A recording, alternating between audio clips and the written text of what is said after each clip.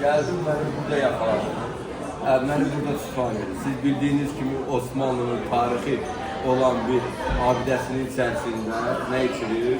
Osmanlı çayı, Türk'ün Osmanlı çayından nedir o paklaması içilir? Bura bildiğiniz gibi Güloğlu'dur, Güloğlu, bak. Osmanlı'nın bütün tarihi eserleri var burada. Her bir Osmanlı dövrünün yaşadığı dövrü var. Bildiğiniz gibi Osmanlı bütün dünyaya 600 ildən yukarı bir necə deyərlər, rəhbərlik etmişdi. Biz inanırıq ki, tez zamanda həmin tariximizə qayıdaraq bir daha Osmanlı dövrünü yaşayacaq. Artıq Türk birliği davam edir. Bu da gözəldir. Bax, Güloğlu'ya bax. Gəldim məni Güloğlu'ya bax.